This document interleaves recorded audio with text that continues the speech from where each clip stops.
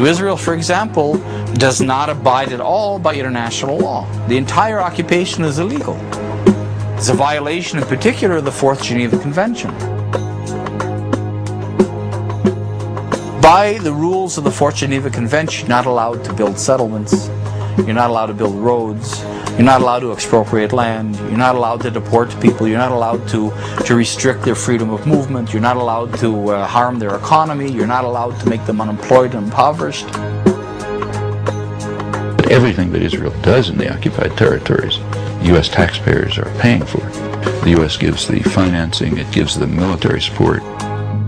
Israel receives as much foreign economic assistance as all the countries combined in the world.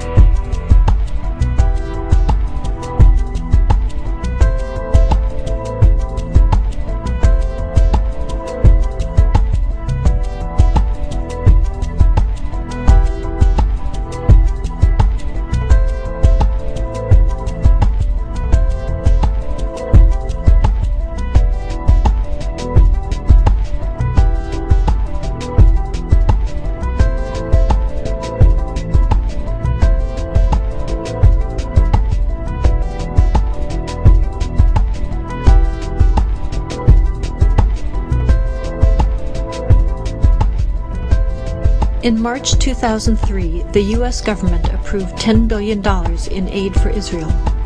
At the same time, it withheld a $3.5 billion grant to upgrade the training of first responders, those who would be first to respond to a terrorist attack. Spent domestically, that $10 billion could buy health care coverage for over 4 million children without proper coverage, or pay for 1.5 million American children to attend Head Start child development programs to prepare them for school, or simply help states offset the costs of one of the worst fiscal crises in half a century.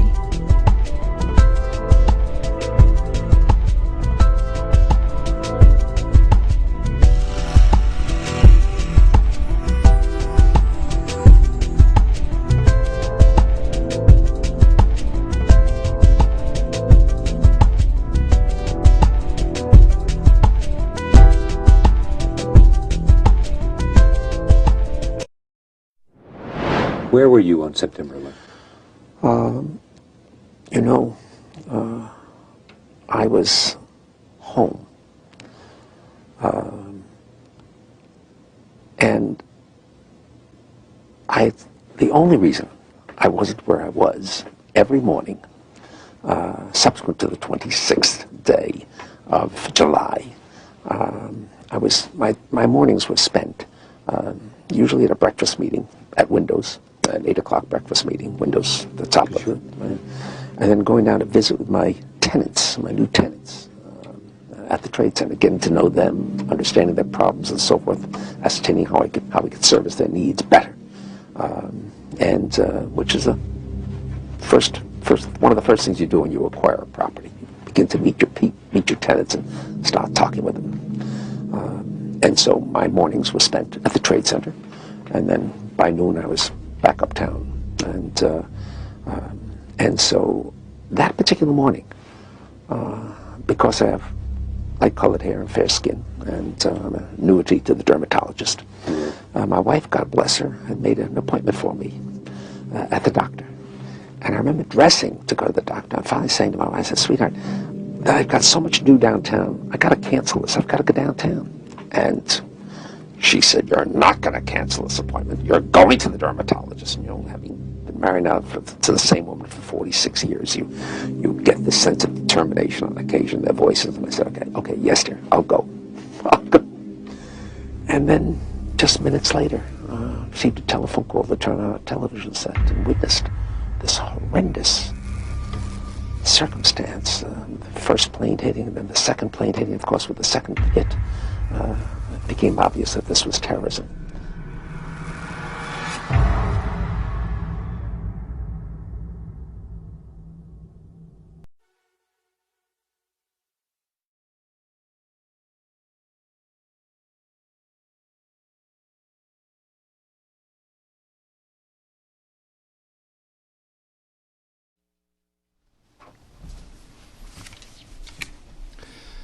Hello and good evening. My name is Matthew Ogden. I'm an editor with LPAC TV, and I'd like to welcome you to a live broadcast from LaRouchePAC.com. Tonight we are joined by Mr. Lyndon LaRouche, who will be delivering an international address of the utmost urgency, in which he will be addressing a reality which most people, including leading people inside the United States, are as of now trying forcefully to deny. Now, we have several questions which have already come in from high-level institutions inside Russia and also here in the United States. And after Mr. LaRouche's remarks, which you are about to hear, we will have a brief opportunity to address the content of some of these questions. So, in the interest of getting right to it, I'm proud to give you Mr. Lyndon LaRouche. Well, I have some bad news for you tonight. You remember Gabriel Heder, who used to be on television and radio and so forth, radio for many years, and he would always say, "It's this or that tonight." And this is a night for that kind of utterance. We are presently in the most dangerous period of probably all human history. Because for the first time in human history, we have faced, at least known to us, we faced the threat of an actual extinction of our species. The problem before us takes the form of, here we are in the greatest crisis, the greatest financial crisis in really modern history, hitting us now. We have a president who intends to be reelected, who is an absolute disaster and a threat to practically the extinction of the human, a threat of the extinction of the human species if his policies are carried out. We have government agencies, particularly in the Congress, which are utterly incompetent. That is, in the sense that they have no witting sense whatsoever of the greatest crisis in modern history, which is about to strike us, and which has been about to strike us for some time. It's not only an economic crisis, it's also a threat of thermonuclear warfare, as thermonuclear warfare has never existed as a form of war up until this time. Well, just to get on what the war is about.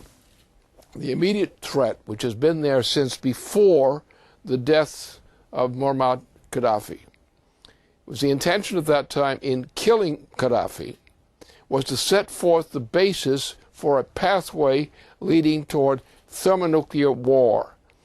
A thermonuclear war conducted by the United States, Britain, and other powers against China and Russia and other locations. That state of war, an oncoming war, has existed for some time now. Generally, you don't hear much about it unless you look at the military side or, say, the Joint Chiefs of Staff's policies, which saying don't get into such a war. But we're on the edge of it. The key figure in this war plan is the current President of the United States, Obama. And if the situation is such that although we have not gone to war yet, not to thermonuclear war, we still are on the brink of it. And the way it's supposed to go is this way. The Israelis are supposed to start a strike against Iran. Now, we don't know how deep that strike is going to be. It could go down 200 feet, for example, one of these kinds of attacks. This would be enough to trigger a war because Iran has relationships with other countries, including Russia and China. And it's known in Russia that if that war starts, the intention is to launch a thermonuclear attack on Russia and from China, from the United States and Britain. The major force would be used for that in the war would be a full-scale thermonuclear war, full-scale thermonuclear attack coming as a technical surprise, leading into a general preemptive thermonuclear attack on the United States in return for a thermonuclear attack on the United States and Russia and China from Britain and from the President of the United States. Now, such a war is always going to be preemptive. When you get to the magnitude of thermonuclear warfare, and if you look at what our Navy represents in terms of thermonuclear warfare capabilities, launchable from the Pacific against China and against Russia. That means it's a first strike war, which is a knockout blow, is what's intended.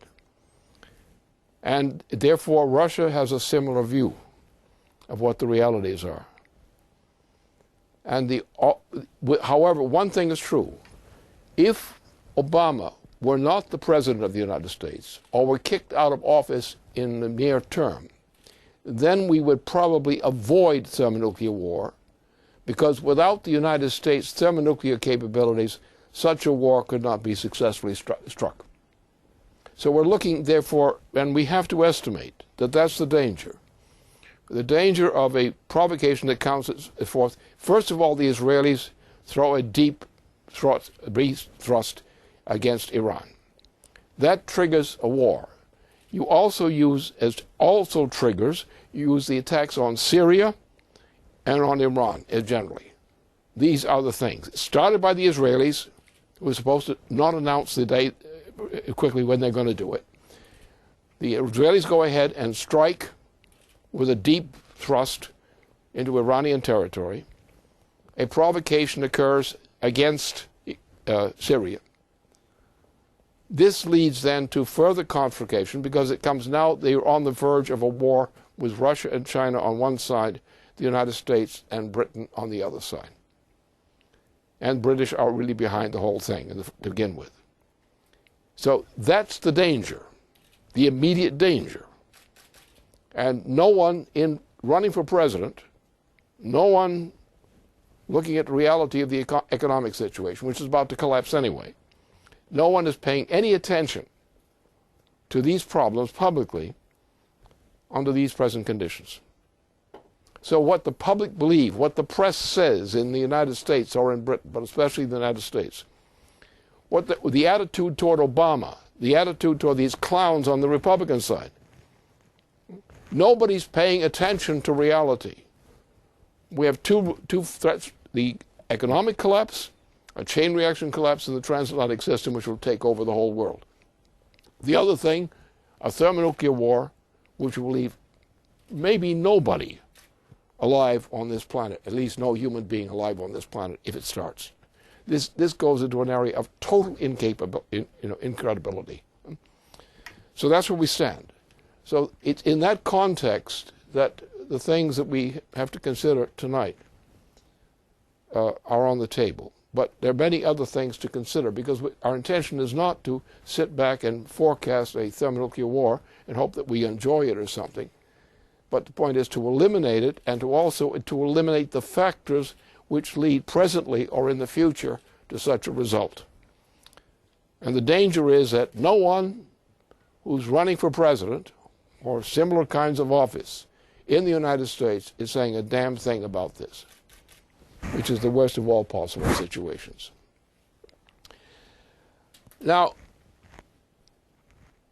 we are dealing with great threats, economic threats to this planet, combined with this military threat. We're also dealing with the fact that we have a puppet president who was controlled by a British Empire. Now, it's important to understand what the British Empire is. The leading figure in this whole warfare scheme is Barack Obama, the president. But Barack Obama does not really know or understand the significance of what he's doing. He has one way of looking at it. He's a killer. He's a mass killer. He's a psychopathic killer, in fact. He has exactly the intellectual profile of the Roman emperor, and therefore Nero. And therefore, he acts on that kind of motivation. But remember, Nero killed himself when he found out he was no longer going to be the overlord. And you have Obama is the same kind of personality, the same kind of mentality. And if he thought he were going to be defeated, he might kill himself, the same way that Nero did. The resemblance is absolutely remarkable. One would have to say that somebody in Britain had to have picked Obama carefully out of a box someplace to find a man of a personality so exactly like, in a different time, exactly like Nero as Obama. It's his mentality. I've done this on, looked at this character for some time, and as I said in 2009, this man is an exact copy psychologically of the Emperor Nero, and he will obey that. Ever since I said that in 2009, in the spring of 2009, Obama has done step by step everything I said he would do, except I didn't say nuclear war or thermonuclear war. But everything else he's done, every policy, this man follows step by step, the step-by-step kind of mass insanity which was organized by the Emperor Nero. And foolish people, with all this evidence before them, the fact I stated the case state by state, and everything that Obama has done, state by state, state of operation, corresponds exactly to the kind of procession the Emperor Nero's case defines. And yet, that being true, politicians and other influentials in the United States, in face of that fact, will continue to keep this man in the presidency when Section 4 of the 25th Amendment prescribes precisely the remedy. Throw this guy out of office. He's nuts. And that's our situation. Now, there are other things besides this. We could stop this war by eliminating the factor of Obama's presidency. If Obama were safely tucked away in the booby hatch where he belongs, the war would not go on, because leading people in the United States understand that this is bad, that something should be done about it, but they lack the courage to do anything about it. That's the problem. That's why I have to stand up and do this, because they don't have the guts to do it, even though many of them know that I'm right on this. There are two things that block them from understanding this. First of all, there are the war threat itself. That is very frightening. They're afraid that Obama might kill them, because he, like the Emperor Nero, this man will threaten death or things tantamount to death to anyone.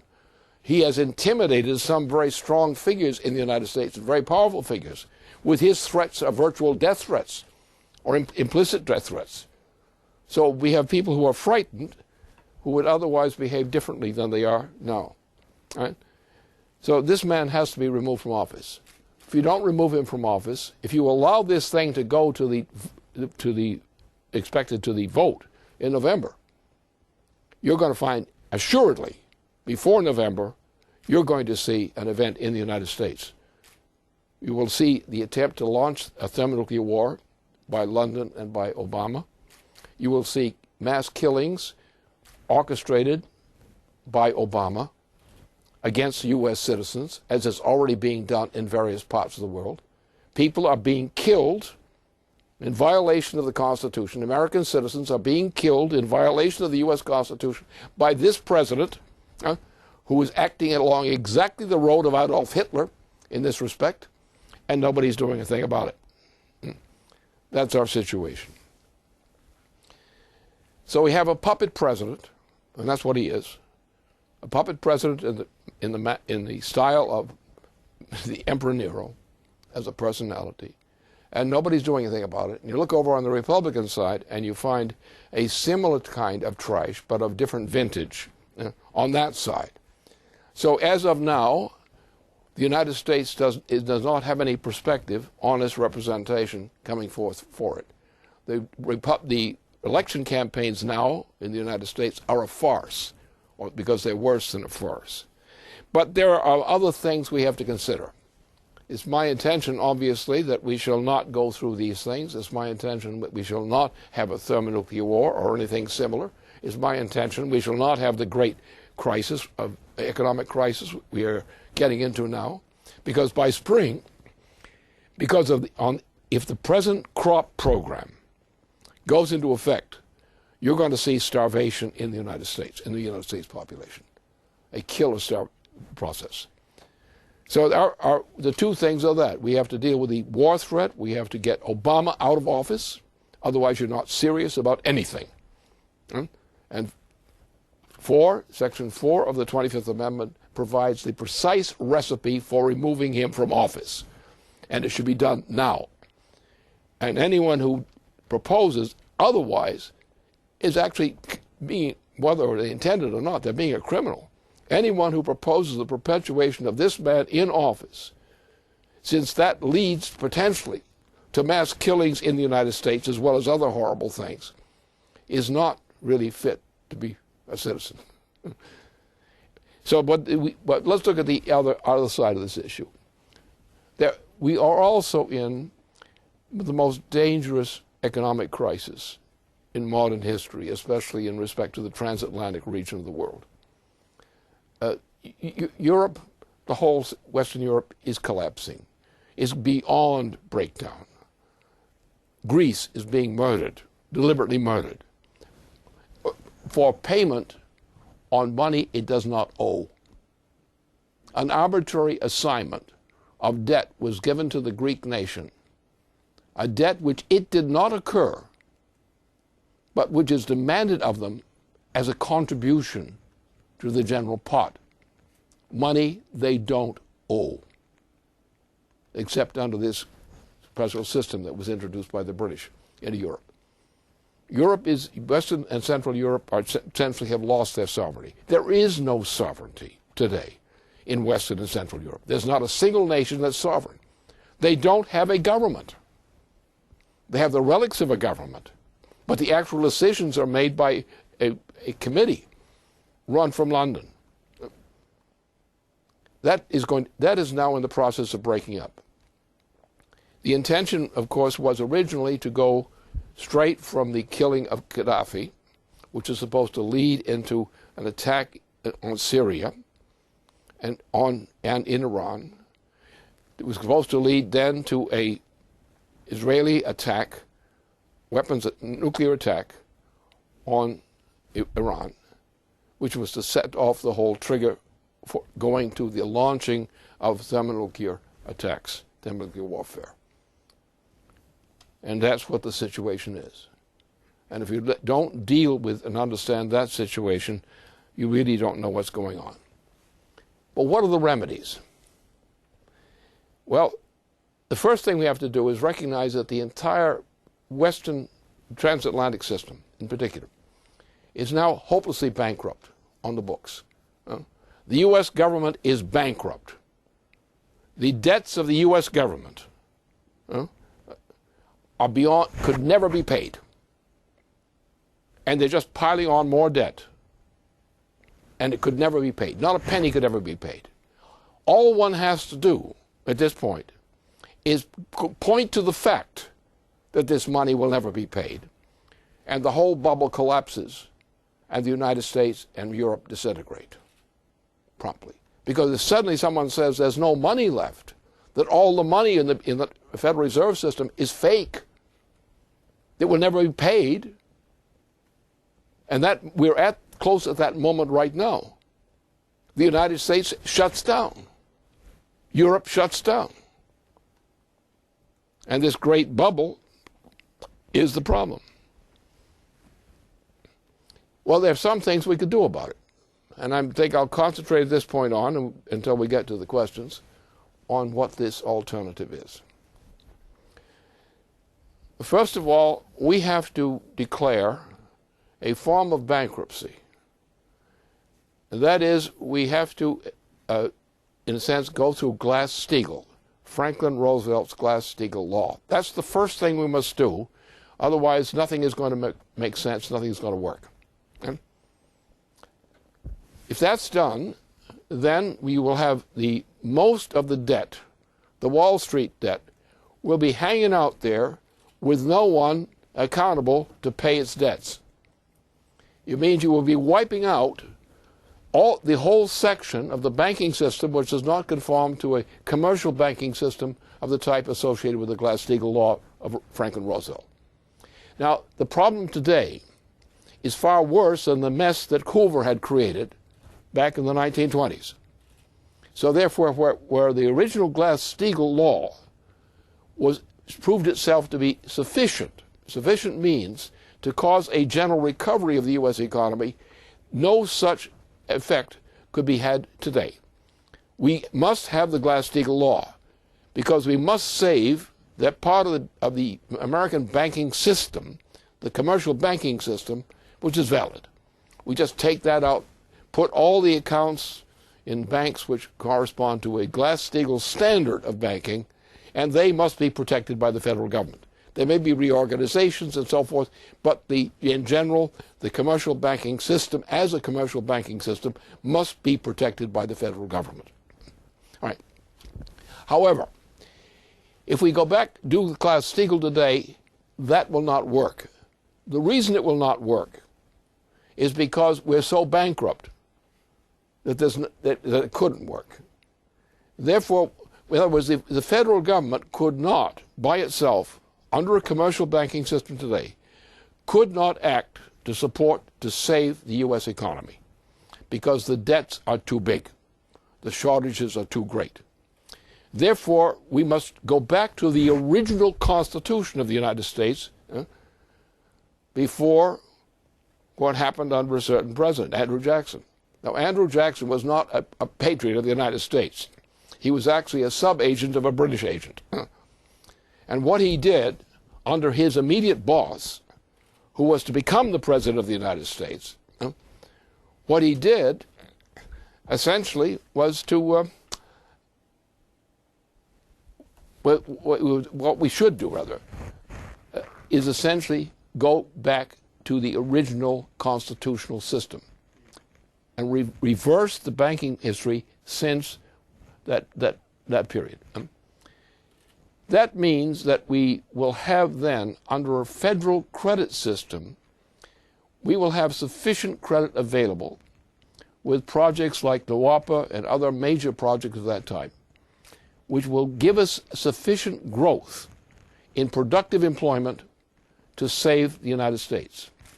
Under a commercial banking system and the conventional U.S. practice under a commercial banking system, you could not raise the credit sufficient to organize a recovery of the U.S. economy. So therefore, we must save the commercial banking system itself, write off the other part of the banking system as trash, because it is trash. It's worth nothing. That we can also, if we do it in the United States, Europe, which is about to go through a big change itself, continental Europe, will also have to make a change similar to our own. And Europe's ability to do that, to come out of this mess, will depend largely upon the role of the United States and its relationship, Europe's relationship economically, to Russia and China and other nations, including India. In that case, the world can come out of this mess.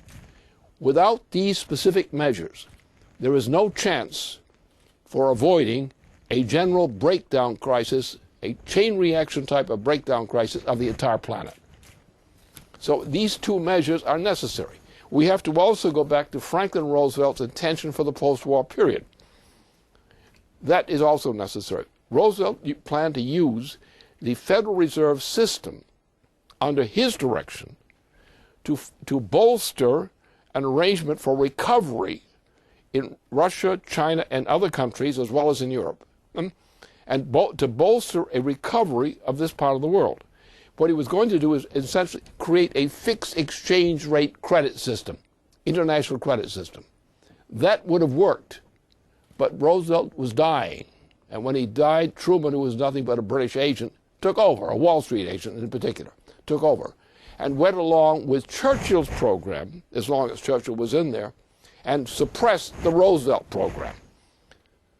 And what all Truman did was to facilitate a British reign of terror, political terror, inside the United States. And divided the whole nation on the basis of the so-called anti-communist racket. And we only got out of that mess, which would have gone to outright fascism, if we didn't get a new president, Eisenhower. Eisenhower saved the United States. He got us out of the war in Korea. And his getting us out of the war in Korea assured his presidency. And his presidency ensured a certain stability and progress inside the United States. But he was not able, in his two presidencies, to utterly remove that problem. The removal of the problem was entrusted to another president who was assassinated, and whose assassination was praised and covered up by the leading right-wing forces inside the United States, including the certain governor of California, the Warren Commission. So the Warren Commission did that. What were the issues then with the case of Kennedy? Kennedy had done two things that the enemy couldn't stand.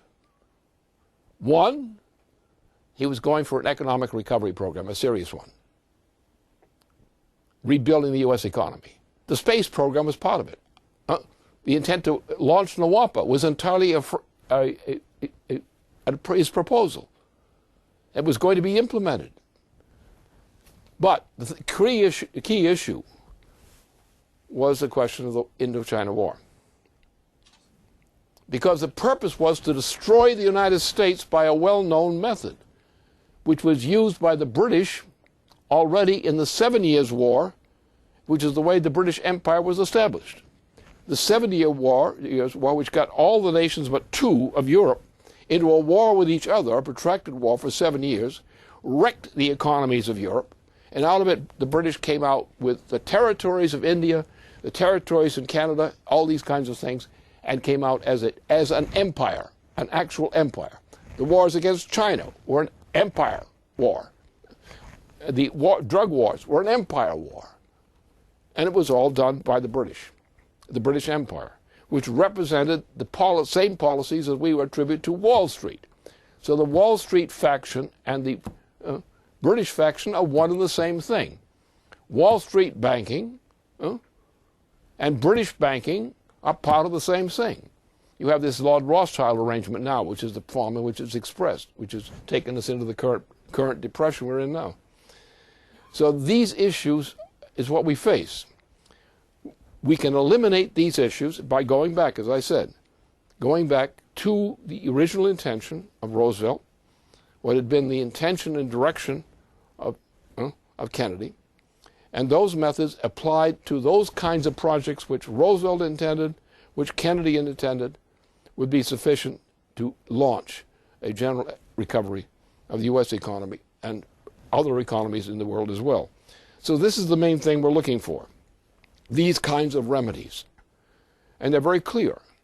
They're also part of our U.S. Constitution. What is done, like what was done by Andy Jackson, was a violation of the Constitution. It was virtually treasonous. And Andy Jackson was a friend of a traitor to the United States, Aaron Burr. And Aaron Burr was dead, so they got a new banker in New York to replace Aaron Burr, and Jackson was there. And the Jackson presidency established the systematic destruction of the United States. And the only thing that saved us at great cost was the Civil War, Lincoln's leadership in the Civil War. Then the killing of McKinley started us back down the same road of destruction. And that's what we're faced with today. Now, the remedies of this, therefore, remedy for the United States. We must have a fixed exchange rate system among nations. We must build this on the basis of reestablishing Glass-Steagall first, the exact formulation of Franklin Roosevelt, Glass-Steagall. Any change in that would be wrong, because all the elements of that are essential elements, and they all are required. However, as I said, Glass-Steagall is not sufficient now. We're too bankrupt. Therefore, we have to go to the next step. Go back to the original constitutional system of the United States, which was based on national banking. The case of the first and second National Bank of the United States, a process launched as part of the Constitution. Go back to that. That means we are no longer dependent upon other people's money. Now, the monetary system is other people's money. It's a private, essentially private banking system, which has been the basis for all empires. Before the Roman Empire, before the Peloponnesian War, even the legendary case of the more ancient wars. These were all based on the idea of monetary system. The monetary system was the idea that somebody owns the world. So they utter what they call their official currency and prescribe all other kinds of currencies as being forfeit, suppressed and forecast. So by a monopoly on the idea of money, through the aid of military force and control of trade, we've lived through systems which are called monetary systems, in which a body outside the population controls the currency of the population. And then some of these guys who do this decide that they're going to be the kingpin on the lot, on the neighborhood, the boss on the neighborhood. And therefore they tend to congregate to try to create a worldwide empire. Now, the first successful effort in that direction was the Roman Empire. And the Roman Empire was essentially this kind of swindle. When the Roman Empire degenerated, as it had to, physically, it collapsed out of its own making. It's like the dinosaurs. They collapsed because they were defective in their own capacity. But then people started up a new empire. This time they started on Byzantium. And the Byzantines did the same kind of thing that the Romans had done. They went bankrupt, belly up. So they came up with a new system, the Venetian system, the first Venetian system, which replaced Venanti there. And then that again blew out in the 14th century, in the famous Great Depression, the mass death of the Great Depression. Same thing. It took some time for them to get going with the other one, but the Venetian party still existed. And the Venetian party was able to prevent the reforms, which were done in Italy at that point. These reforms were done, and they essentially resisted the collapse. So what they did is they organized another rage of war, starting with 1492. From 1492 to 1763, the world was tormented with a slight break in between, but by various kinds of international revolutionary kinds of warfare. The bloodshed was tremendous. But out of this came what became known as the Second Venetian Empire. And the Second Venetian Empire, which was brought into being out of various circles against France initially, and became then the system which became the British Empire. And it started with wars in Europe, organized by the New Venetian Party, as it was called. And this New Venetian Party then organized what became known as the 7 Years' War, which had induced the nations of Europe, continental Europe, to fight against each other while the British and the Dutch sat outside and watched the war. At the end of this period of 7 years, then the British got involved and organized a treaty in 1763, which established the British Empire as an empire. It got all of northern Canada and other parts. It got whole sections of South America. It began taking over whole sections of Africa and other places. And in this process, and China was gobbled up, and Asia was gobbled up repeatedly. India was gobbled up. The takeover of India, which was one of the first major acquisitions in 1763, by the Treaty of Paris, the Peace of Paris. That became the new empire. Since that time, the world as a whole has been under the thumb of the British Empire.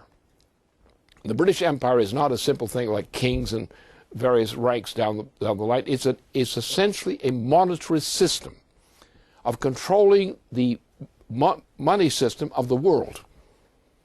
And by controlling the money system of the world and outlawing other money, alternatives to that, they were able to maintain empires. And that's the way the system works. It works exactly the way that the British Empire works. It has worked all these years, all these decades, all these centuries. The same way. And that's where we are today. So therefore, the time has come to recognize that it's not how you manage your money, but what your money is. Is your money something that's owned by an oligarchy? To a banking system which is nothing but an oligarchical banking system, which pulls swindles exactly like the swindle that was pulled after, well, in my period when I'm going with this thing in 2009. What I was up in 2007 before then. This was exactly the kind of thing we were up against. We went back into a wide open, monetarist, imperialist system, which built up this vast debt, this phony debt, the Federal Reserve debt, the other kinds of related debt, which is worth nothing. It earned nothing. But this kind of currency, this kind of money that the Federal Reserve System pumps out now is a complete fraud. It has no intrinsic value.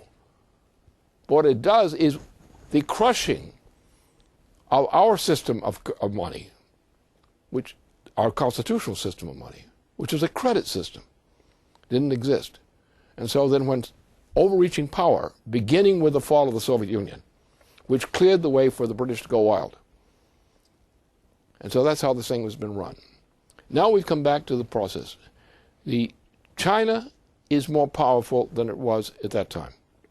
Russia has been regrouping. India has more or less maintained its situation, but even these countries of Asia, which have something in them still, are weakened by the fact that the rest of the world is weakened. So therefore, the world needs to have a sense of unity on the idea of using a conception of monetary systems. And I'm creating a fixed exchange rate system, in effect, among these credit systems by establishing credit systems that the time the United States established for itself with the Constitution, and use these vehicles on a fixed exchange rate system, as Franklin Roosevelt had intended as his post-war policy with his Big Four alliance, and what Kennedy had intended as policy in following Roosevelt. And this is our only hope. If we don't do this, we're not going to make it. Now, there are other things that have to be considered. The space program and its implications are absolutely crucial. And those who are opposed to it have to be questioned. Because the problem is that we're vulnerable. This solar system, this galactic system is not doing nice things to us right now. And we're in a situation where we know now that we face the danger that some fat satellite will come crushing down on Earth, and that's the end of the Earth business, right then and there. So therefore, we have to think about, as Russia has proposed, that we think about a defense of Earth, a defense against space war, a defense against large objects and similar kinds of problems disturbing us. We have to think about also that the galaxy is changing. The galaxy is becoming a little more dangerous than it was earlier. So therefore, we have to do something about that.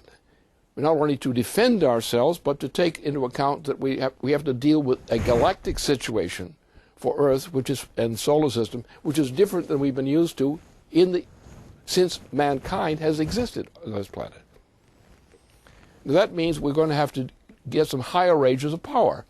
Now, we have several forms of power which are quite essential, which are actually man-made. The organization of nuclear fission as a power source. Nuclear fission existed before that, but man did not willfully use that type of power. When mankind discovered the importance of fission as a source of power, and the change in chemistry as a result of that discovery, then we began to progress. Now, this is for the first time, thus, our use of the organization of thermonuclear fusion, of fission. Our use of that is a fundamental change in our mankind's relationship to existence in this universe. Because when we increase our power, as we do by first using uranium, extracting from that the general principle of fission, we go to another really artificial form of power, thermonuclear fusion.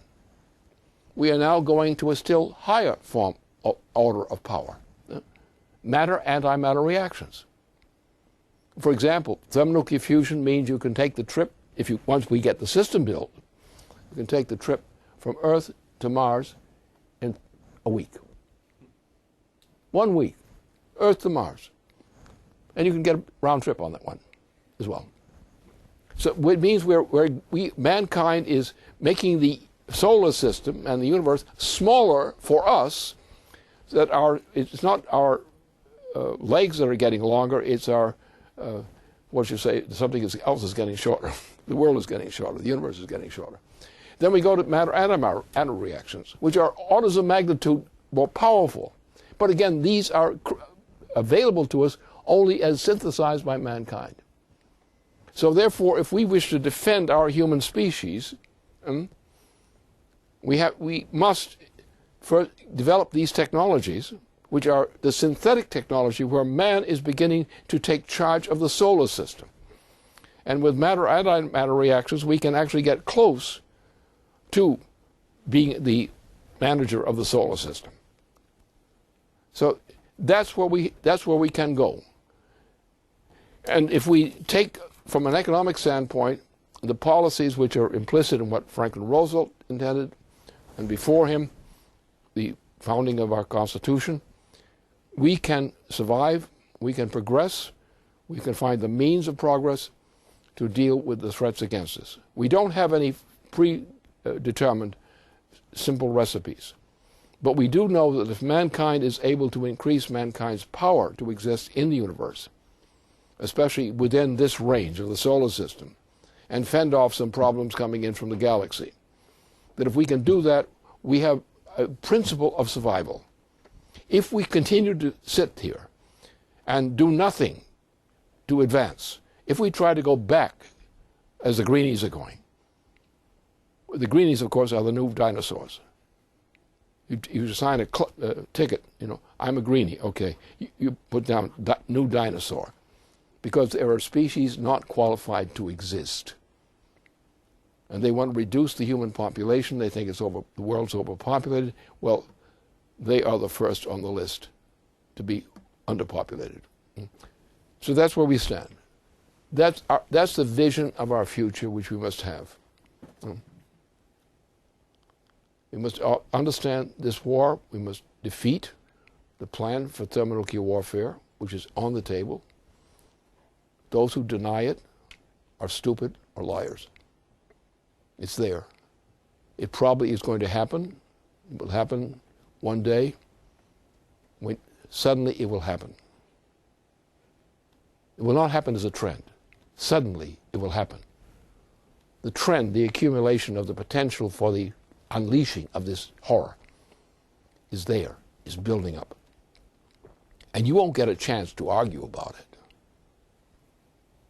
unless you do something about it now. Don't wait for extinction before you act against it. you won't be able to do anything about it. And what's going to happen, you can imagine, is our submarines, under the command of this butcher, this insane butcher, Obama, carry out an order, together with other facilities which are nuclear-powered facilities, an order to act. And you get the naval fleet, submarine fleet in the Pacific, takes what it's got in those cans of theirs. There's no argument, no discussion, the kind of discussion that Obama talks about. No discussion. It will just happen. And it will happen as an intended virtual extinction event. It will be aimed primarily at the nations of Asia, the major nations of Asia, first, because the United States is now in wreckage. Europe, Western and Central Europe, are wreckage, economic. But Russia is still alive and making motions of progress. China is a spectacular degree of accomplishment in recent times. And the Asian area, in some countries at least, is also potential. It may not be in the best shape the world has ever been, but compared to Europe and Africa and the Americas, what's going on in Asia is very impressive. And it's the possibility of a survival of civilization which might collapse in Europe and across the Atlantic would not be a fatal blow for the human species. It would be a terrible blow, but not a fatal one. Whereas if the war is an attack, thermonuclear attack on Asia and Russia, then the case for humanity is a hopeless one. So we must classify people like Obama as not only criminally insane, but so criminally insane they must be kept in cages, lest their influence spread. And if we don't have the guts to see things in this way and to act accordingly, there is no reasonable assurance of the continued existence of the human species on this planet. We might survive despite what they do. Some might survive, but not much. And we notice that the British Queen has this funny idea of reducing the present population, the human population of the planet, from what had been 7 billion people to 1 or preferably less. So that for the mind of the British Queen, who is criminally insane but not logically insane, she can calculate. The president is clinically insane and insane in every other way. He can't calculate. He would like to, but he can't. So therefore, that's the thing that we confront. We're faced with this threat, and nothing less than this threat. We have been lucky so far in postponing this event. It came first because partly people in the Defense Department said this is insane, don't do it. But the president says, no, we're going to do it. The military say, we mustn't do it. The president says, we must do it. The British insist that we do it. So as long as and the time is running out. The president is not going to wait. The British are not going to wait until after the election. They're going to proceed on the assumption that they've got control of the process now. They're going to act now. And the thermonuclear warfare will begin at some time near now, unless Americans wake up and throw this brain-sick president of ours out of office. The removal of Obama from office on the pleasant charges that he's unfit to serve, that he must be impeached or simply thrown out on Section 4 of the 25th Amendment, to save the United States' existence, must be done. Don't wait for the war. It will come quicker than you want it to do. You won't have a chance to stop it after the election. It will already have happened. We must stop it now. And I hope there are enough people with guts enough out there to do it.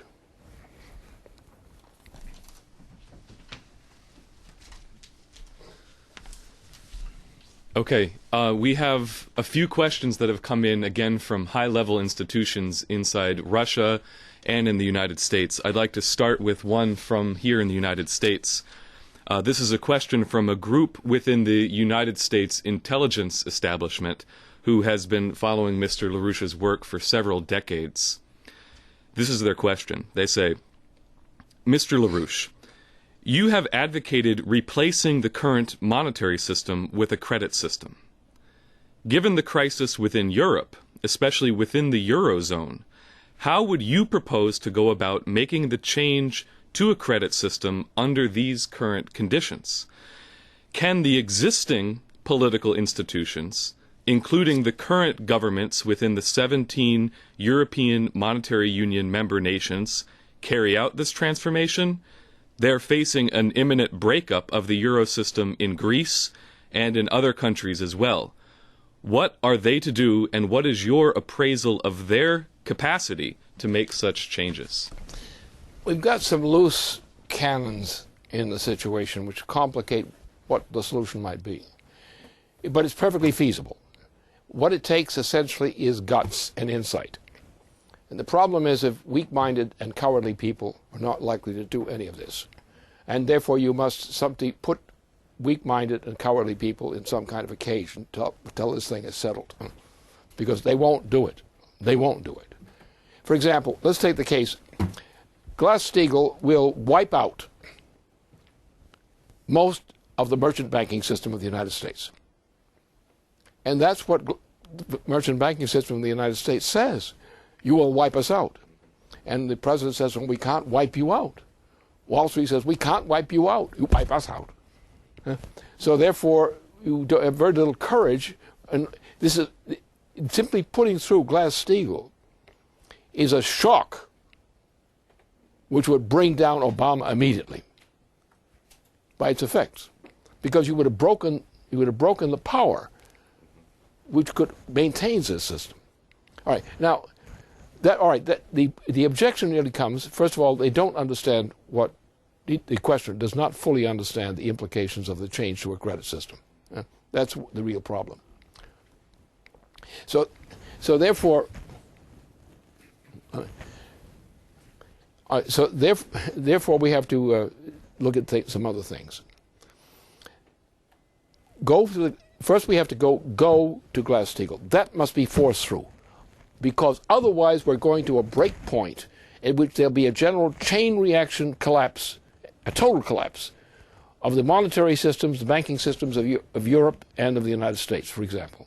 They'll collapse, and there will be no recovery. Right? So therefore, when you talk about merchant banking, you're talking about a dead man walking. So don't try to bring a dead man walking back to life. He's gone. The corpse is still moving on some mechanical device or a watch in his pocket or something. Right? So, but the question says, but what about all those poor bankers and all those people who depended upon these commercial banking, these private banking systems? What are you going to do for them? You're going to put them out of work. Yeah, sure. But we're not going to put them entirely out of work. We'll put them back to work. But they will have lost the ill-gotten gains, which are nothing but speculation and hot air. They are not going to sell us with hot air anymore. All right, so they're wiped out. Those banking institutions, not all the banks, because we'll go carefully through all these banks, which are now mixed up between private banking and commercial banking. We'll sort the parts out. So the accounts that are viable, legal, competent, will be protected by the federal government. We will reorganize these elements of banking, reorganize them as a banking system. We will then simply wipe out all the other kind of debt, which does not have assets to cover it. Why? Because they're bankrupt. Why do you close a bank, down a bank? Because it's bankrupt. That's what bankruptcy means. So what do we do? What do we do with these poor people, these poor rich people who suddenly became unrich because money was canceled? What do you do with these poor guys? Well, what you do is you give them a reemployment program. Huh?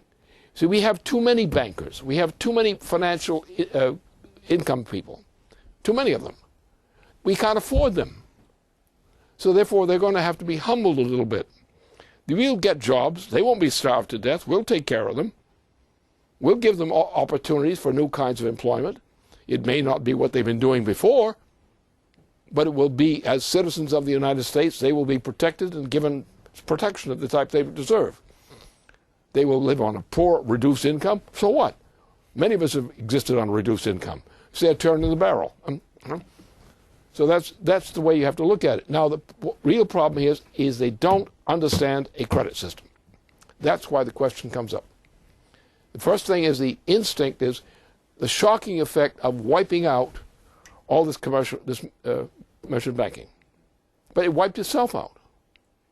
The Federal Reserve System is no good anymore. It's bankrupt. It can't be salvaged. It's bankrupt. There's nothing there. Nothing there to cover the debt. So therefore, the United States has to be saved. All right? We shut down, transform the monetary system to a credit system. First of all, because any monetary system, even under the best construction now, could not possibly provide a sufficient rate of income, genuine income, to sustain the United States and its population. Therefore, a monetary system which continues with what was conceived as a monetary system no longer works. We're back to the president who got dumped. So now it means we have to go to a credit system. The difference is this.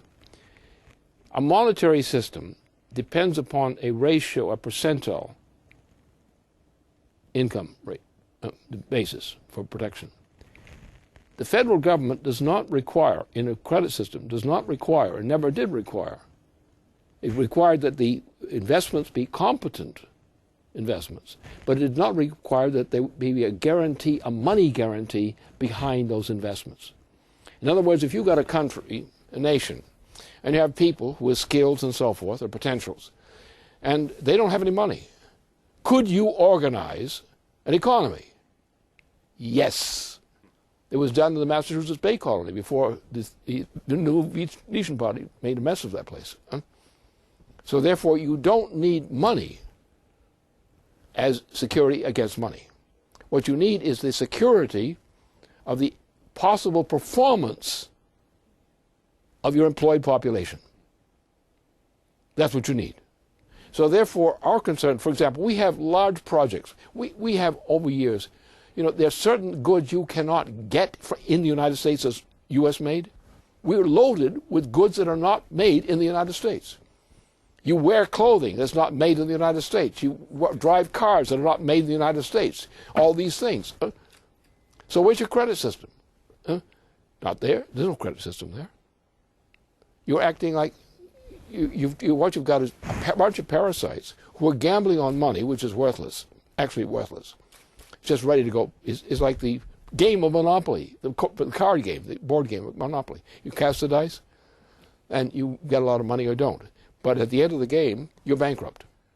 All of you are bankrupt because none of you got any money out of that thing, unless you gambled on the side.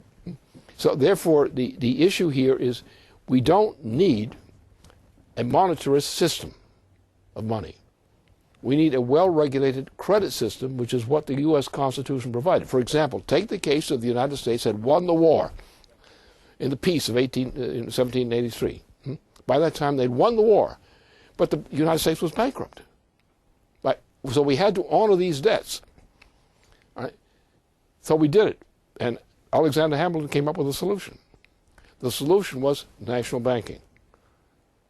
So therefore, all we have to do is go back to national banking. Now, we're going to cancel all these assets, which are not real assets, of all these bankers. But that's not a loss. The point is they're going to have to readjust. We have too many of them employed. So their survival depends on their finding a new career, a different career than in merchant banking. We can't afford them anymore. They are useless. They don't produce any products. How many automobiles are made by this banking system? How many things that are edible are made by this merchant banking system? No, it's all made for overseas. And we pay for it, but we are not given the means to produce the income necessary to pay for this stuff anymore. So we have to reverse the effects of all these decades of ruin, which means we simply were going to use a credit system. If the project is viable, and if the end game in the project is viable, and we need it. Let's take NWAPA. NWAPA means at least 4 million jobs. So we do it. We have other projects of the same nature. Do it. With a large project of that type, you can take the limited number of people who are still actually skilled. It's a tiny minority of what used to be skilled labor in the United States is still skilled labor. Most of it's near retirement or in retirement. But this cadre force is key for defining a program of recovery. We have also now, with cooperation with Russia, which has a similar situation. They have certain capabilities, but not much cash. China, same thing. Japan wants to get in on it. Korea wants to be in on it. India will be in on it. So we will be producing more product and gradually increasing the number of productively employed people in the labor force. And that will give us a means to pay in advance even, to pay to keep people alive, and to get them re-educated, to give them the opportunities they need for life, and things that are being taken away from them now. So under a credit system, we will have a sufficient supply of credit available to us based on the potential of our own people to work and the skills we have and what we can share with other people in the same direction. And that's the real solution to this. It's an elementary solution, which the United States went through after coming as victorious out of the Revolutionary War. We found ourselves bankrupt. We found that a commercial bank, or the regular banking system, would not do it. We had to go to a credit system. We went to a credit system, and we survived. We survived quite nicely, despite the difficulties we ran into. We'll do the same thing again. So we don't need the idea of a traditional kind of banking system, because what has become known as a traditional banking system, it has no resemblance really to a commercial banking system. A commercial banking system is an auxiliary feature of a credit system. In other words, you put out the credit which is going to employ the nation in production. But then you have a process, firms are organized, entities are organized, state entities, private entities are organized. Therefore, you have to have a system of banking, of commercial banking, under the umbrella of a system of national credit banking. Now you've got the mechanisms, and it will work just fine. It always worked. The point is the British were out to destroy us. That's what the point was of, the president who really sent us down the river. Andrew Jackson. Andrew Jackson was essentially a traitor to the United States because he was a treasonous in the most crucial aspect of destroying the credit system in the elimination of our law. It was an unconstitutional measure, but the other guys had more guns than we had at the time. And Andrew Jackson got by with his treasonous activity.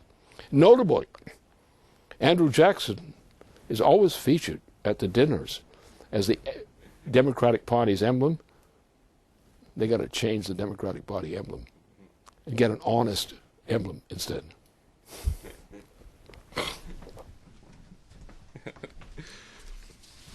Okay, we have a second question from here in the United States.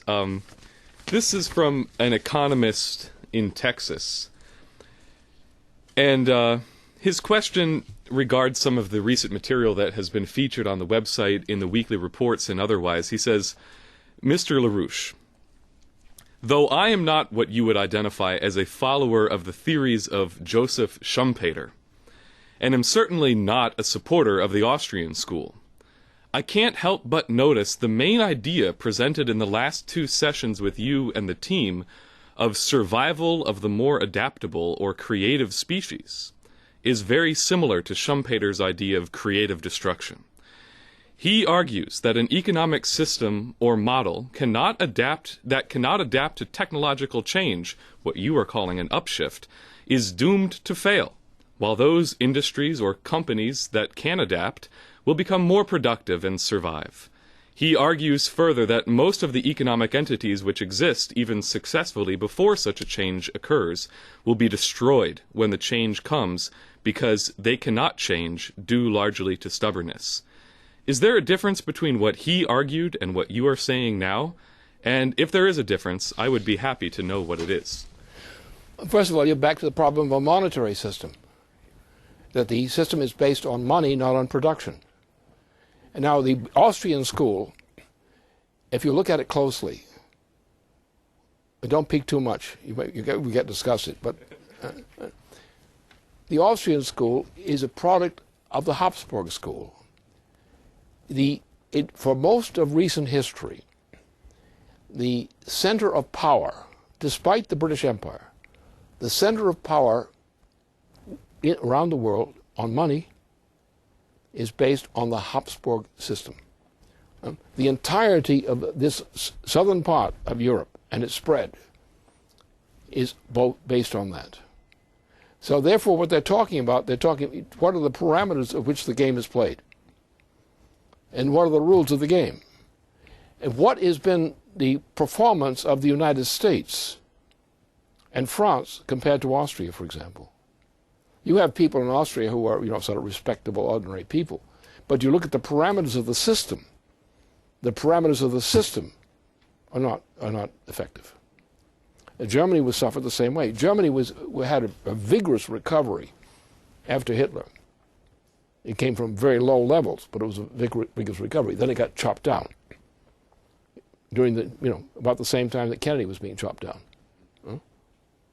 And the effects were there. France has not had a legitimate federal presidency or anything for a long time. It's been run on a racket, sort of a financial monetarist racket. So you find in various nations that when you take nations as nations and you examine their system in terms of the function of the nation, that's how you can have to judge them. But the basic thing here around the world is the failure to recognize that the money system, that is the monetarist system as such, is a refraction of the oligarchical principle. The same principle that created the Roman Empire, its successors, and similar kinds of political phenomena around the world. Therefore, the system is intended to continue the policy of oligarchism. So whether the oligarchy is clean, whether it washes itself once in a while or not, it may be important, but it's not fundamental. The fundamental thing is you need to have a system which is based on a form of investment which is a true physical growth investment. That means increase in technological progress. Now, within an economy, as he argues, within any economy, you can find, in a stable economy, as long as it remains stable, you can find restrictions which limit success to a limited number of people, and ordered in that way. So now you have a stable, fixed system, which finds some wealth coming in from outside, as Austria does. Austria gets a lot of wealth from its outside implications. And so that's the problem. So people misestimate. The performance is what happens to the human species in the end result of the game. And when you look at it from that standpoint, all the myths, the stories, the fables about how this worked and how that worked, you find that the crisis comes along and you realize, hey, buddy, it really didn't work. Something was wrong with it. And that's the problem with the Austrian school. And you'll find that the entirety of the Republican Party candidacy assortment are all based on that conception. They're all far right-wing monetarists. And they tend to be the worst ones. They tend more to clinical insanity. When you get a Democrat who wants to be a crook, he's a crook, and he's proud of it. He doesn't try to mask it with some virtuous charm or something, which he never really has anyway. So it's no loss to anyone. But that's the point. We have to understand what we mean, the difference between a credit system and a monetary system, and how they function differently, and what the end result is. We in the United States, because we had a credit system basis, we even revived it under Lincoln, revived it again, we revived it under Roosevelt. We find that after all these periods, like the assassination of Jack Kennedy, what was the significance there? There were two basic issues. One, Jack was for economy. And Jack was actually ran as a candidate for president under Eleanor Roosevelt, who talked all the way through the campaign about her husband and his policies and how these policies were going to be brought back. And for that, Jack was killed. But he was also killed because he got in the way of a very fun story.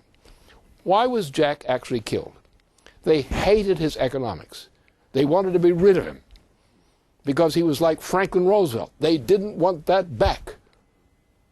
Even Eisenhower had problems trying to do things in that direction.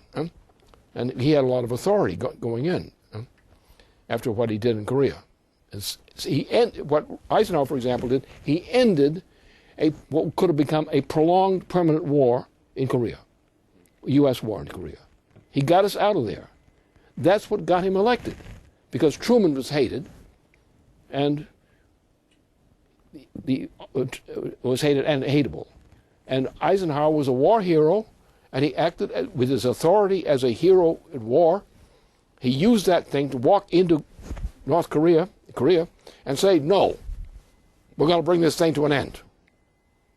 And he campaigned on that. And he won the presidency and re-elected on the same thing. So that was the story. But what Jack did, based on what were the good things that were done by Eisenhower, and were done also in France by de Gaulle, and also by the German chancellor at the time. So their efforts started a movement which, again, the British and company wanted to stop and crush. So they did. And the tail end of this thing was Kennedy. Kennedy was the last gasp of the recovery of the United States, which was associated with these people, Kennedy himself. So but the other thing was, how did the British win wars? 7 Years' War. The British model of warfare and strategy is the 7 Years' War, in which the British stayed out of the war, but they organized it. The British funded the war. They put money in to invest people in conducting war against each other. The Dutch and the British were working together. This was, again, is the old New Venetian party system. That's what it is. So they understood, always, that the method of winning war to maintain an empire is getting the other people to fight each other and bleed each other to death first, and then come in and mop up. And that was a 7-year war understood by von Moltke when he knew what the policy of the British was. 7 Years' War. And then Bismarck recognized that, and he said, echoing von Moltke later, 7 Years' War. The New World War is going to be a 7 Years' War, like all the world wars before that under the British, because the British always functioned on this basis. Why did they get us into Vietnam? There was no reason to go into Vietnam. And MacArthur emphasized, and Eisenhower backed him up, with Kennedy. No long wars in Asia. That was the policy. And the opponents of our president then recognized this. And they said, we're going to get rid of the Roosevelt legacy. We're going to get rid of it by getting the United States sucked into a long war, which turned out to be a 10-year war, not a 7-year war. And the difference is between what we had in the United States in people and so forth in 1943 what we had immediately afterward, after the end of the process, about 1971, and a little beyond that, we had a 7 Years' War. And the United States never returned from that 7 Years' War. That is, the United States as we had had it under Kennedy never returned to the present day. And no one has shown up in the presidency who could survive and maintain that policy since then.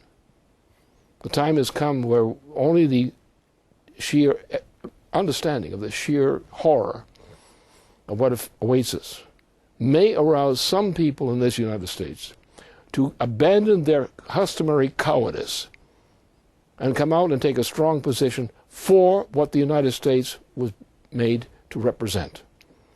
What I see out there is a sea of cowardly faces, especially most of our leading politicians, who are wearing their favorite coward face on every question going on. And it's the cowardice of our leaders who are not standing beside me here today, which is our big problem. And what we need is a remedy, but the remedies are always kept away from us by this kind of finagling.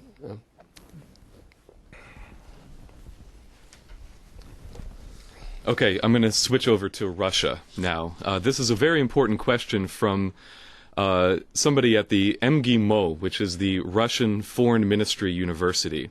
And just as a side note, these people were recently involved in a conference which featured a video produced by the team at LPAC on the credit system. Now, this gentleman asks, our Prime Minister Vladimir Putin, at the recent Russia 2012 forum last week, attacked the global bubble economy. Talking about the world economic crisis, he said this. This is a quote. The best case scenario calls for the rejection of bubble economics and returning to the economy of real entities, values, and assets. An economy that can be measured in human values. An economy that creates jobs instead of derivatives. That was a quote from Putin. Now, the questioner says, Mr. Putin is currently being attacked from different foreign spokesmen, both in connection with our elections and in connection with Syria. What should the Russian government do now to really get free of this monetarist trap? Should we use exchange controls or some other measures to stop the offshore funds and companies from doing capital flight? How can we get credit directed into investments in the real sector? Maybe instead of the famous Moscow as a world financial center, we should have Moscow as a physical economy center. Well, that's the problem, is that when you get to a monetary center, and as opposed to a productive center, you're on the way down. You're being absorbed in the empire. Now you'll find that I had a number of enemies in Russia, high ranking in the Soviet Union, both on the STI question. One was died in the process, but he did sabotage the effort. Remember, the thing you have to take into account is in that period, everyone in Russia in the 1970s was aware of the inherent failure of the Soviet system. I was among one of those who understood that. I also understood at the time that the thermonuclear weapons development had created a situation in which no future government could successfully engage in general warfare, because the advent of nuclear weapons and other technologies had created a situation that no one could win such a war. Therefore, the question that came to me was, to me, my personal judgment, well, how do we deal with that then? And I had some contacts with some military and so forth, and I found soon associations with people who had been OSS people, leading OSS figures in World War II, who came to me. And we talked about these things, and I continued with my program for an SDI. But on the predicate, as I told the Soviets with whom I personally negotiated on this thing, and who agreed with me on this thing, that we had to have a certain kind of cooperation. And what we should do is take the first thing, which I call the Strategic Defense Initiative, later just called SDI. And people accepted it. We had leading people in Germany, retired military, but still active at the same time, like retired military, in Italy, in France, and so forth, old Gaulists and all that sort of thing. And we had an influential bloc, which included the Vatican. And in this process, we had actually the support up to a certain point, also from the Soviet leadership, what was left of it. Because they recognized that we reached a point where the economy of Russia was not working successfully, that war was, and the war problem was part of it, the weapons problem was part of it, a big part of the problem, and we could not have a nuclear war, because a nuclear war among major nations would be so terrible that you just would say, no, we've come to the point that war is not a legitimate means of statecraft. Because when you get to nuclear weapons, you're out of that. When you're getting into thermonuclear weapons, you're totally out of it. It's like the Neville Shute business on the beach. So that on the beach concept. Now what we've gone to is we've gone to a British desperation effort to go to that kind of warfare. The warfare on the beach, which is not nuclear warfare, it's thermonuclear warfare. Now when you get to that level, you get another complication. When you get to that level of warfare, you have to go all the way with a peremptory killer strike. Now a peremptory killer strike means thermonuclear weapons. And it means you're shooting for the virtual extinction of your opponent as the first step. Now the way they have it now, the thing comes from Obama, President Obama. He's the stooge for the British Empire. And he should be thrown out of office because he's clinically insane. He's broken every law imaginable. And he should be thrown out of office, peremptorily, impeached, thrown to the garbage pail, because we can't have him. We can't have any of these Republicans. So therefore you've got to clear the way to get rid of Obama in order to get an electable president who's not going to be a complete mess. So we must throw Obama out of office and then pick a Republican leadership. It doesn't have to be only Republican. You probably get a lot of Republicans going along with such arrangement, because they're also patriots too. So that's where the situation is. Now the problem is, if Obama were removed from office, and the United States were thus returned away from Obama, then the British could not successfully pull off a thermonuclear surprise attack. The strike is first the Israelis, and all this negotiation with the Israelis is crazy. And the Israelis, who are any sense at all, don't want any part of this. But they've got a government in there, which is British-backed government in Israel, which is prepared to make a last-minute surprise launch of a nuclear attack on Iran. This is supposed to set forth an attack which will go together with Syria, attack on Syria, and on Iran at the same time. But the main strike will be a preemptive strike against Russia and China and other countries. It will be a full-blast thermonuclear attack with everything in the U.S. Navy, especially the submarines and other pieces of apparatus, and all the backup you want from it, so that the first stroke will be a killer stroke, peremptory stroke. And that's what we're headed for, and it won't work, because the attempt to do that will simply create an impossible situation for the continuation of any form of decent human life on this planet. And the British won't benefit, but the British have a different mentality than Obama does. Obama will kill himself. That's his profile. Just the way that his predecessor, the Emperor Nero, did. Exactly the same way. His tyranny, Nero's tyranny, went step by step by step by step, until the point where he found he was going to be defeated, and he killed himself in order to avoid defeat. You got Obama is the same profile. His measures that he's taken, more aggressive, more aggressive, more aggressive, more aggressive, more violent, more fraudulent, more criminal, more treasonous. Every step. He's going marching down the road where he doesn't win, he has to kill himself. He may not actually kill himself, but that's his intention. That's his profile right now. So we're in that kind of situation where the British have gotten themselves an American puppet, Obama, who's nothing but a puppet. He's not really human. He throws basketballs against the wall. That's his political thinking. He should throw his head against the wall maybe and get it back in shape somehow way or the other. But this is what our situation is. And people have to understand this. This is the problem. We've reached the point that we can no longer have general warfare on this planet. You can have police actions which are really maintaining the peace in a sense. But you cannot have full-scale warfare, extinction warfare, which is what this is. Because you will lose the human species. But the British monarchy doesn't care. Obama will kill himself. The British monarchy will not give up. Because they see themselves as the empire, the tradition of the empire. Going back to the siege of Troy, they see themselves as that empire. And they have embedded in them an instinct, which I understand very well. An instinct which will not let them go. The only way to deal with them is shut them off and take away their American stooges. Without their American stooges today, they don't have anything.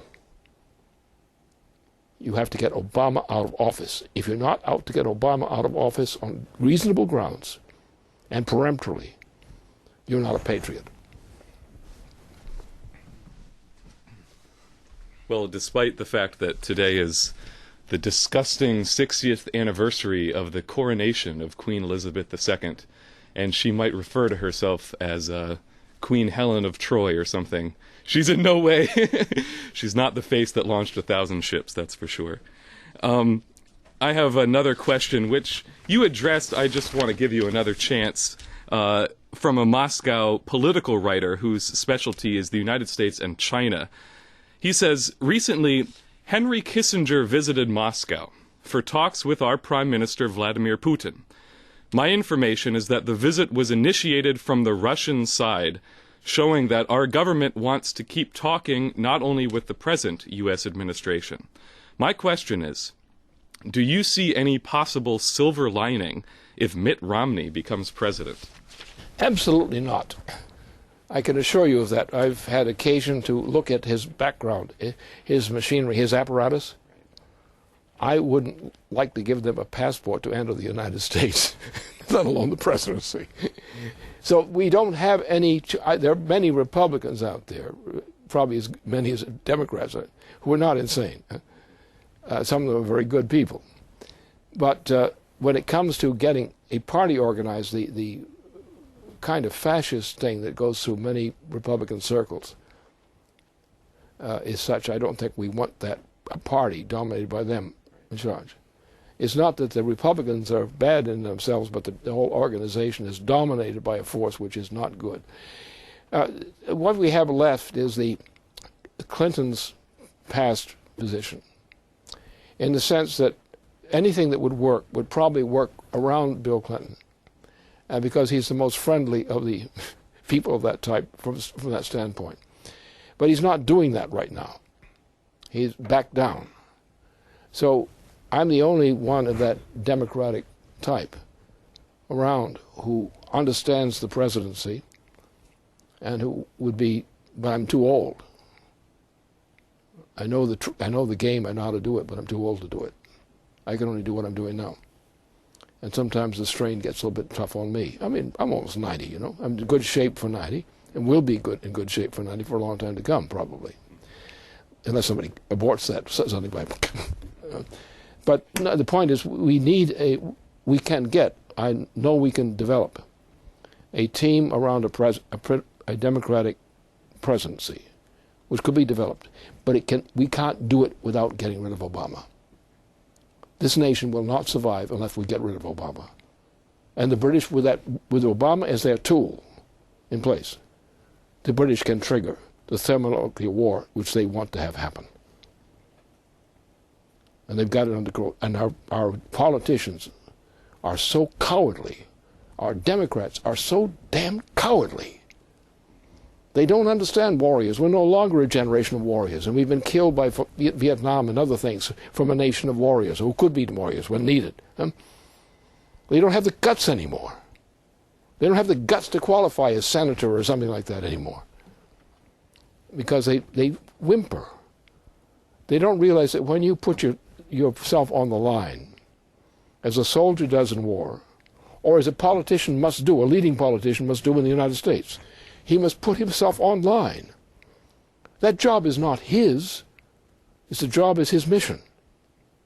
And if he loses, it's all right if he's performed his mission, and if his mission succeeded. But this idea, well, I don't want to take a chance of losing my career, that's not a patriot. And the problem is we have members of the Senate, members of the House, and especially the Senate's most important in this respect, who do not have that kind of courage. They're not eligible for combat. They'll lose the war to avoid the combat. And that's what we're getting in the case of our politicians now. Our democratic leadership is disgusting for precisely this reason. They will not stand up and say, I'm a soldier in this war for our nation. I'm a representative. I'm a leader in our nation. My job is to be on the front lines and make sure it happens. They say, no, it would risk my career. And if you throw away your purpose, where the hell is your career? I guess it's old geezers like me who don't have a problem with that.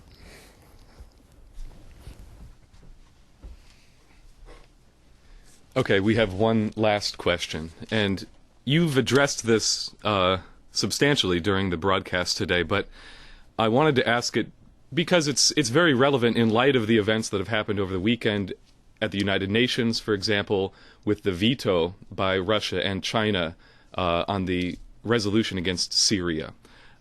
This is a question, again from Moscow, from a gentleman who identifies himself as a strategic analyst and a writer. He says, what would be the consequences of the fall of the Assad regime? Will it mean a breakup of Syria and a civil war, or a radical Islamist government there? What will be the impact of such events on the rest of the Middle East, on Iran, and on Russia and China? How high is the possibility of broader warfare with the involvement of Turkey and Iran? Well, the war is coming from someplace. It's not coming from Syria. The Syrian government has nothing to do with this war as such. The war is coming from the British Empire, and it's coming from the United States as a pawn of the British Empire, a disgusting pawn of the British Empire. This was all set up as an operation which started with Libya, and you had a senator of the United States who made an illegal decision, a criminal decision, actually, from the standpoint of law, in putting through that law which set forth the Libyan war, the United States' role in the Libyan war. That was a crime,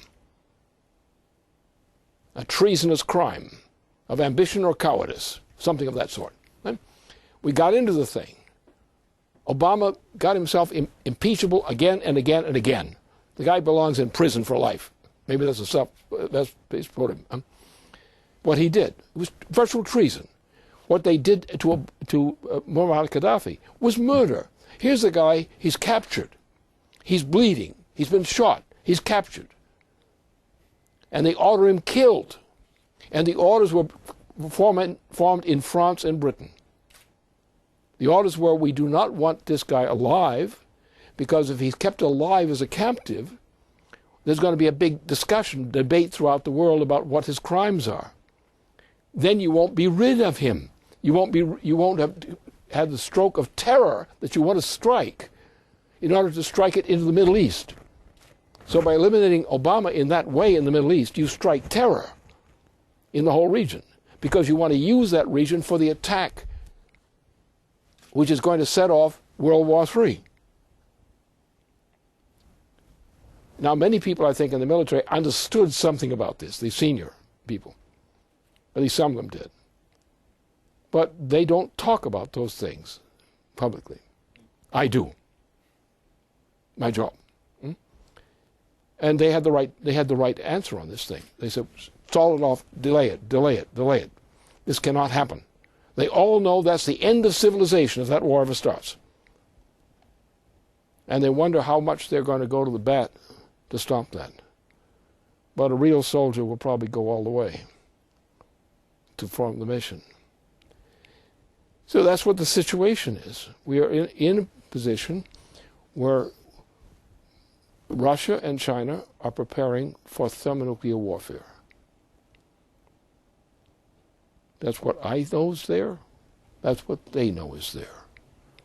And only if we prevent the United States under Obama from being induced to have a surprise attack, which is conditioned by using the Israeli funk there. He's an idiot, an absolute idiot. But he's a British pawn. He's nothing but a British pawn. They use him to get Israel to drop something on Iran, which will start the whole chain reaction. And they wanted the chain reaction in Syria and chain reaction in Iran to go together. Now, the purpose of the war is to start the war. Now that goes inherently to a strategic conflict with Russia and other countries, and China. We now have an alliance of Russia and China, and implicitly support from other countries, which are not going to submit to extinction, because they know the name of the game is to destroy the Asian countries. That's the purpose. So that Russia and China and other countries have no choice. The intention on the British side, with support from the Obama administration, is the extinction of the nations of Russia and China and other countries. They have no other choice. So the question is, why do we have to have the war? We don't have to have the war. We have to get rid of Obama. Put him into some cage someplace where he's safe. Because we don't want another assassination to spoil the whole problem. But we're at that point. And what I'm looking at is I'm looking at my fellow citizens, and especially leading members of government, as in the main, a bunch of pussy cowards. They just haven't got the guts to put themselves on the line for the purpose of serving their nation.